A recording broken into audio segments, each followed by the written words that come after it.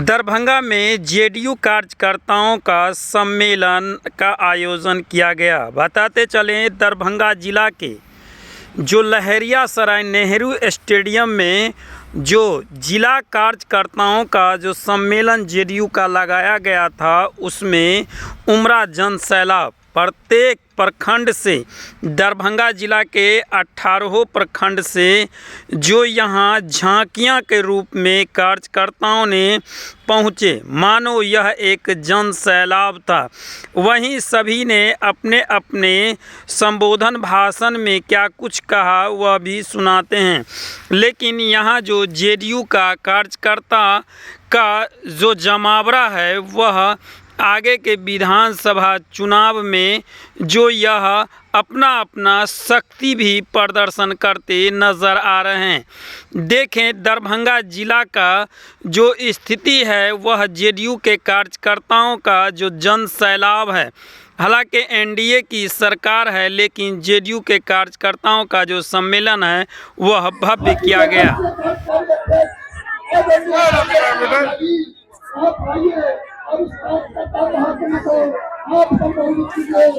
ये भी देना चाहेंगे कि हमारे क्षेत्र में बहादुरपुर में पिछले बार में जब ये जल संसाधन मंत्री थे, हमारे गांव खराजपुर में आए हुए थे। हम लोगों ने आग्रह किया कि आप यहाँ से लौटने के समय में एक चाय पी करके जाइएगा, और एक चाय पीने पर इन्होंने उस इलाका में 27 करोड़ का बांध को पक्कीकरण करने का योजना इन्होंने दिया था। अब आप सोच सकते हैं, एक ऐसा नेता भी है जो 5 रुपया का चाय पीते हो और 27 करोड़ का योजना देने का काम करते हैं। हम याद दिलाना चाहेंगे राष्ट्रीय अध्यक्ष जी को, एक समय ऐसा भी था, एक सड़क के लिए 5 लाख पहले की सरकार में विधायक और एमपी देते थे, तो ढोल नगारा से उनका स्वागत किया जाता था शिलान्यास के समय में, और उस 5 लाख का काम भी पूरा नहीं हो पाता था। एक सड़क का, एक सामुदायिक भवन का, राजनीतिक रूप से, शैक्षणिक रूप से महिलाओं को आगे बढ़ाने का काम कर रहे हैं। ये एक मात्र नेता देश में है जिन्होंने आदि आबादी की शक्ति को पहचाना। भले ही आजादी के 75 साल बीतने को है, लेकिन माननीय मुख्यमंत्री जी ने जो हमारे जेपी लोहिया कर्पूरी ठाकुर जी के सपने को साकार करने का काम किए हैं, जो गांधी जी का विचार था उनको जन जन तक पहुंचाने का काम किए हैं। आज आदि आबादी को, नारी शक्ति को सम्मान देकर उनको आगे बढ़ाने का काम कर रहे हैं। एक इतिहास के पन्नों में स्वर्णिम अक्षरों में लिखा जाएगा माननीय मुख्यमंत्री जी का नाम। आज विपक्ष के जो श्रेष्ठ नेता है, उन नेताओं के द्वारा महिलाओं के आदि आबादी का किस तरह से अपमानित करने का काम कर रहे हैं।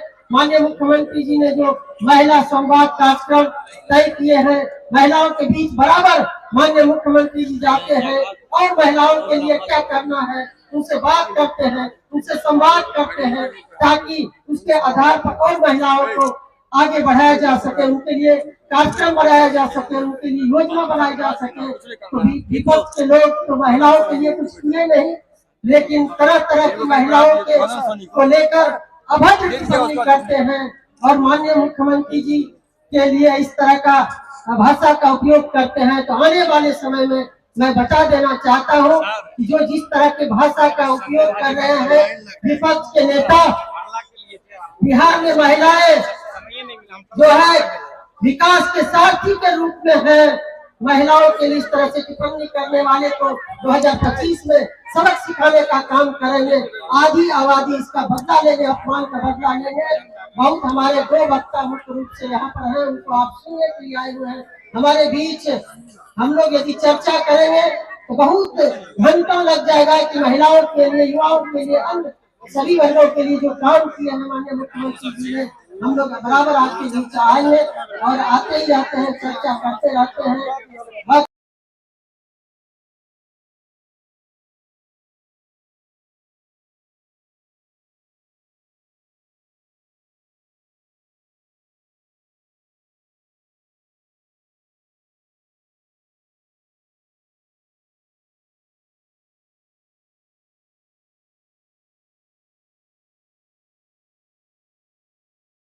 बहुत अनुशासित है, लेकिन अनुशासन के ये अर्थ नहीं है कि हमरा सबके क्यों जे किछ अनर्गल प्रदान करते रहे तेकरा हम सब जवाब नहीं दी। हम सब जता रही ये ई सब एक देखते हेबे कि जत जाए कहत कि संविधान लऽ कऽ चलैत रहत। एखन नया प्रचलन भेलै कि संविधान लऽ कऽ चलत और संविधान लऽ कऽ चलैए तो बड़ा बढ़िया बात है। तो संविधान में जे चीज चर्चा है के हिसाब से यहाँ व्यवहार तो करू। वो कहता कि बोलने दीजिए ना, अहाँ सबसे एतके अपील करब कि मुंह तोड़ जवाब दे के छै कि अगर 2005 के बाद अगर काज अगर अहाँ के दिखाई पड़िए तो नीतीश कुमार के नेतृत्व के सरकार के प्रतिफल है।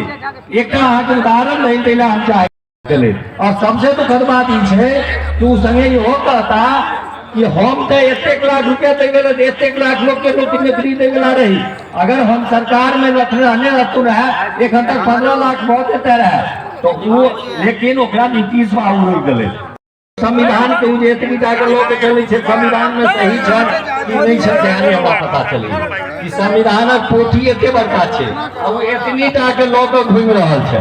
लेकिन अहाँ घूमे छी अहाँ मैनोग्राफी ग्लास से अहाँ ओकरा पढ़ियो ओइमे स्पष्ट लिखल है कि मुख्यमंत्री के असिस्ट करे ला मुख्यमंत्री के सहयोग करे ला एक मंत्रिमंडल के गठन होय छै और ओइ मंत्रिमंडल के सिर्फ काज रहे छै कि मुख्यमंत्री के जे निर्णय रहल, मुख्यमंत्री के जे विजन रहल, मुख्यमंत्री के जे इच्छा रहल तेकरा रोड पर आए। आइए संजय झा जी एक सब बहुत बड़ा काज के लिए था। स्वागत करता फिर से।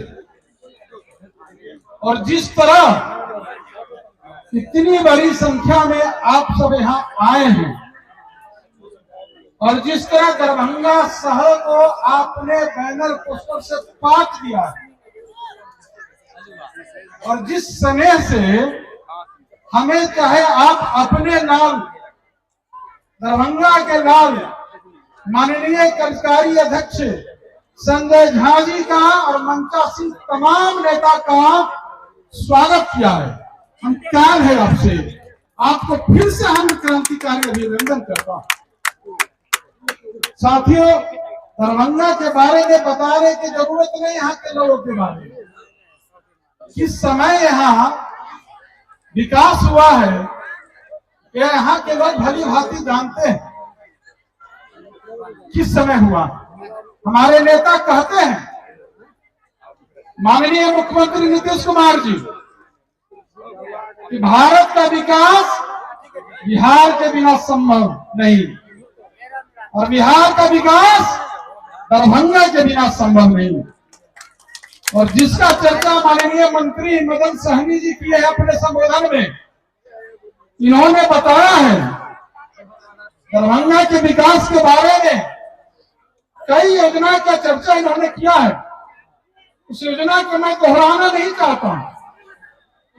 जिस तरह हम सबों के नेता माननीय मुख्यमंत्री नीतीश कुमार जी ने न्याय के साथ बिहार को विकास किया है, इस देश दुनिया के नक्शे पर है।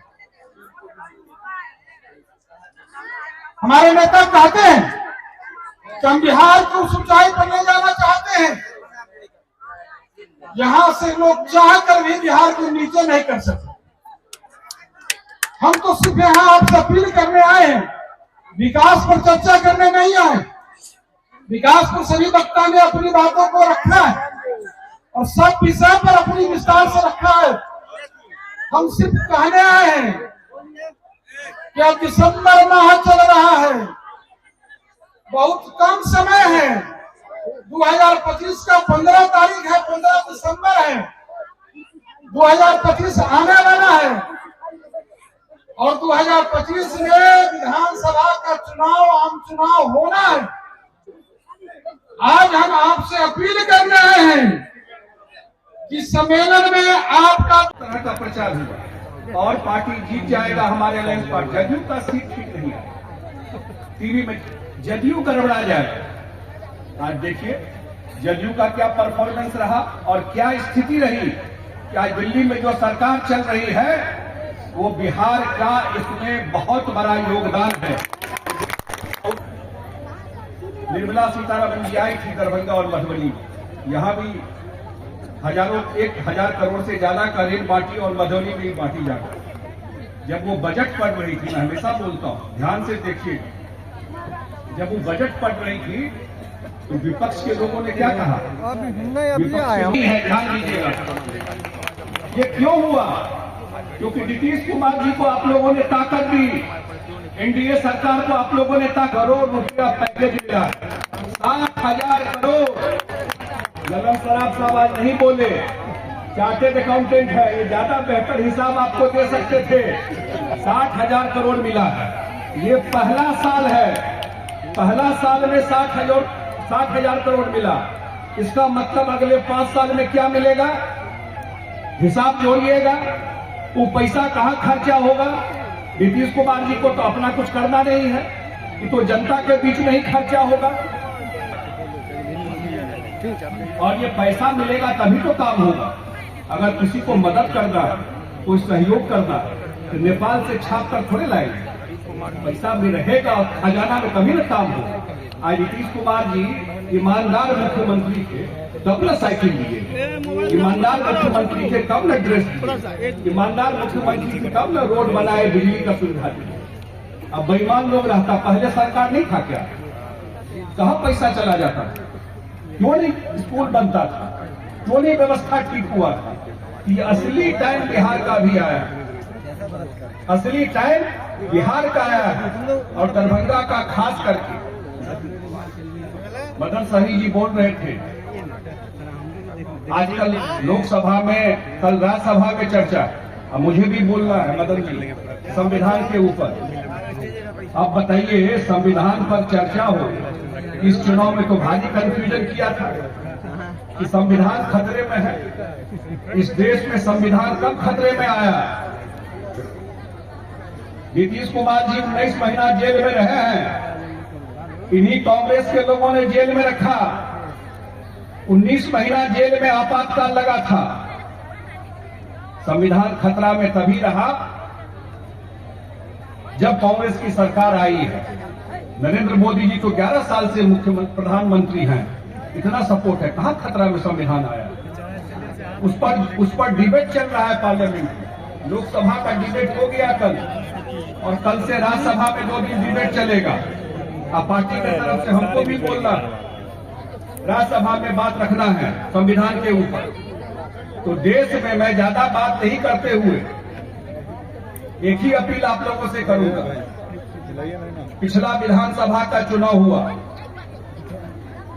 अगर दरभंगा, मधुबनी, समस्तीपुर और कोसी, सुपौल के साथ ही मदद नहीं करते तो नीतीश कुमार जी मुख्यमंत्री नहीं बनते। घबरा गया था चुनाव। ये इसी तरफ जब हम लोगों का रिजल्ट ठीक होना शुरू हुआ, मैं हमेशा लोगों को बोलता हूं, मेरे बात को कुछ लोग, मैं आपको नहीं बोल रहा हूं, मेरा कहने का मतलब एक ही है। मैंने कहा एक जगह भाषण कि भाई आपको लगता है कि नीतीश कुमार जी ने काम किया है आपके लिए, नहीं लगता है तो अपने आत्मा से पूछिए, जमीर तो गवाह देता है। ये सबके लिए है जो आज तक नीतीश कुमार जी को वोट नहीं दिए।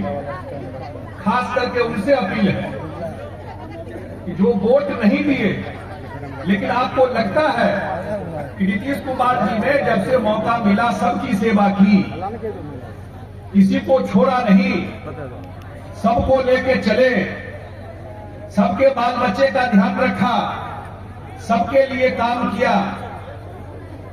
एक बार मौका है 2025 में, सब हिसाब बराबर कर दीजिए। अपना आत्मा भी गवा देगा कि नहीं भाई, एक आदमी ठीक काम कर रहा था, एक बार तो हम वोट जरूर दिए।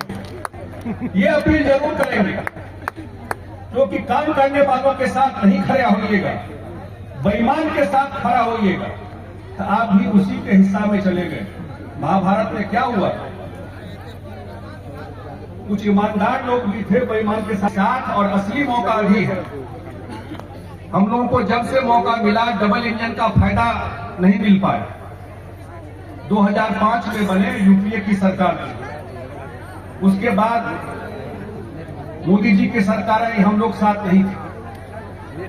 पहली बार बिहार को मौका मिला, पहली बार बिहार को मौका मिला तो आज इतना बड़ा मदद बिहार को मिल रहा है सेंटर से। 60,000 करोड़ आया तो उसमें बन क्या रहा, लोग पूछता क्या पैसा थोड़े दे रहे थे, 11,500 करोड़ रुपया बाढ़ के लिए दिया जा रहा है। अभी बोल रहे थे विनय चौधरी जी कि बेनीपुर में सिंचाई पश्चिमी कोसी का आया। अब मैं जब मंत्री बना तो मैं देखा कि दरभंगा जिला में सिंचाई की कोई सुविधा ही नहीं है, 0%।